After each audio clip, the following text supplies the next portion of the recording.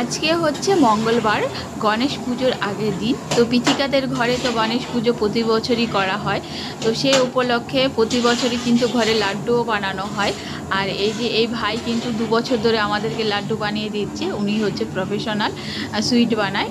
তো তাকে কিন্তু আমরা এই যে ডেকে নিয়ে এসেছি। আর এখানে কিন্তু বেসন গুলিয়ে প্রথমে বুন্দি ভাজা হচ্ছে। আর এবার কিন্তু মতিচুর লাড্ডুই হবে।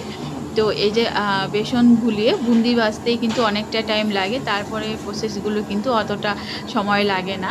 তো প্রথমে এই যে বুন্দিগুলো ভেজে নিচ্ছে, আর পাশেই কিন্তু আমি অয়ন্তিকা আমরা সবাই কিন্তু বসে আছি। গত বছর 100 পিস লাড্ডু বানাতে গিয়ে কিন্তু আমাদেরকে 250 পিস লাড্ডু বানিয়ে দিয়েছিল। তো এবার দেখা যাক কত পিস লাড্ডু বানায়।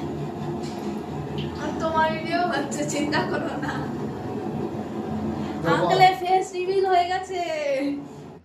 তো এই যে সমস্ত প্রসেস কমপ্লিট করে এবার কিন্তু লাড্ডু বানানো শুরু করে দিয়েছে। আর লাড্ডুগুলো কিন্তু দেখতেও যতটা লোভনীয়, খেতেও কিন্তু খুবই সুস্বাদু হয়েছিল। এবারও কিন্তু 250 পিস লাড্ডু বলে প্রায় 350 পিস লাড্ডু বানিয়েছিল।